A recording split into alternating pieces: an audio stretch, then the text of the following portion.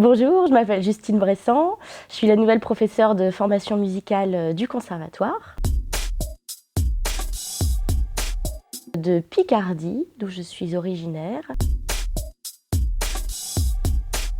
J'ai fait mes études à Reims, j'ai travaillé sur Paris, je suis allée papillonner dans plusieurs conservatoires pour voir un peu comment les différents profs de France pouvaient enseigner. Je suis allée à Saint-Maur, je suis allée à Amiens, bon, j'ai voyagé pour voir un petit peu tous ces profs de FM.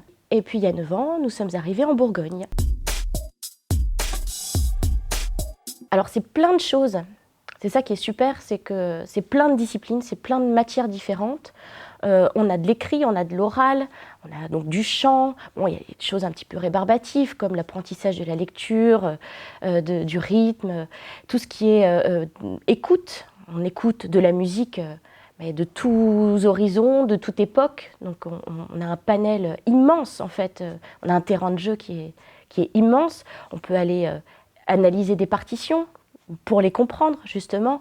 On ramène son instrument en cours, on travaille avec l'instrument. Bref, on a tellement de choses à faire avec cette matière. On propose de tout. Enfin, moi, je propose vraiment de tout. C'est important que les élèves aient une culture musicale. Aujourd'hui, on écoute beaucoup de musique. Parfois, malheureusement, toujours un petit peu la même chose. Donc le but, c'est de montrer aux élèves qu'il existe plein de musiques différentes dans le monde entier. J'essaie de voir aussi les sensibilités par rapport aux classes que j'ai devant moi. Certains élèves vont plus répondre à certaines périodes ou à certains compositeurs. Alors dans ces cas-là, on essaie d'approfondir un petit peu, mais je ne me limite pas. Au contraire, c'est un avantage en fait de pouvoir travailler comme ça. Alors j'ai commencé la musique à 6 ans au Conservatoire de Saint-Quentin. J'ai décidé de poursuivre mes études musicales suite à la rencontre que j'ai eue avec une professeure là-bas qui m'a donné envie de faire de la formation musicale, ce qui n'est pas gagné d'avance, je le sais. Elle m'a vraiment donné le goût de cette matière. J'ai beaucoup travaillé avec les chœurs, les chanteurs. C'est en lien avec la formation musicale où il y a beaucoup de chants. Et mon instrument, c'est vraiment le piano. Pas du tout. C'est arrivé. Alors ma mère me dit qu'en me donnant les biberons, on écoutait les 4 saisons de Vivaldi et que j'avais les yeux ouverts comme ça. C'est moi qui ai demandé à aller au conservatoire, toute seule comme une grande. Et voilà, c'est arrivé. On ne sait pas trop comment, on ne sait pas trop pourquoi, mais j'étais claire dans mes choix. Le voyage dans la lune d'Offenbach. C'est un opéra féerie qui est très peu connu, malheureusement, qui n'a pas été, je crois, encore à ce jour complètement enregistré, qu'on a monté à Reims avec un chef de chœur qui s'appelle Yves Végère. La préparation, ça a été des moments absolument extraordinaires parce qu'en tant que pianiste, normalement, on n'a pas accès aux opéras. On ne fait pas partie des orchestres. Là, pour le coup, l'accompagnement se faisait par des pianistes, dont j'ai fait partie. Et les représentations ont eu tellement de succès qu'on nous a demandé de refaire ce voyage dans la Lune. Donc on a fait une première série une année, on a recommencé l'année suivante. Et tant la musique, l'histoire, moi j'adore Offenbach, donc c'était un vrai plaisir. Mais ce travail avec des chœurs enfants, parce que ça a été donné par des chœurs enfants, qui étaient d'une très très grande qualité, ça a été vraiment, je crois, un des plus beaux souvenirs de ma vie de musicienne.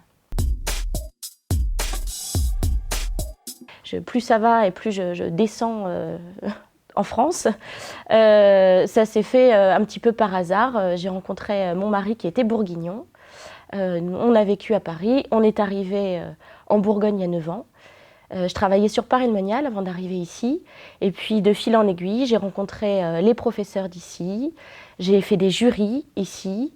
Et puis jusqu'au jour où j'ai eu le message de Robert Lorca me demandant de venir.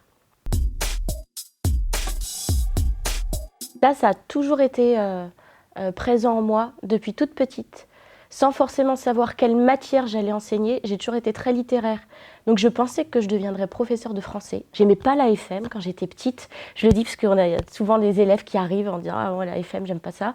Donc je les rassure en disant « Mais moi non plus, quand j'étais petite, j'aimais pas ça ». Et j'ai rencontré cette enseignante et je me suis rendu compte que j'avais envie de venir toutes les semaines, que j'étais pas contente quand le cours se terminait. C'était trop court, pourtant on avait 2 heures, c'était beaucoup. Et puis je me suis aperçue que c'est une matière qui est formidable et que quand on est passionné, eh ben, voilà, il faut l'enseigner. Donc j'ai décidé de me lancer dans la FM parce que je me suis dit, les enfants aimeront la FM s'ils ont un prof passionné en face d'eux. Une personne, pas forcément, mais toute une série de personnes qui, au fil du temps, m'ont confortée dans l'idée que je me faisais de vouloir devenir enseignante, et puis aussi qui m'ont montré comment on enseignait, comment on était un musicien, en fait. Toute mon énergie, tout mon dynamisme, cette grande passion pour la FM. Je veux toucher les élèves avec cette matière qui fait parfois tellement peur. Voilà, leur dire qu'en fait, on peut s'amuser en cours de FM, on apprend plein de choses. Et puis surtout que la FM, en fait, elle n'existe pas sans l'instrument. Et qu'il ne faut pas la voir comme une matière à part, il faut la voir comme un soutien, une aide précieuse. Et qu'après, tout ça, on le transforme en cours d'instrument et on prend plaisir parce que justement, en FM, on a appris plein de choses et qu'on peut se permettre après de se libérer à l'instrument.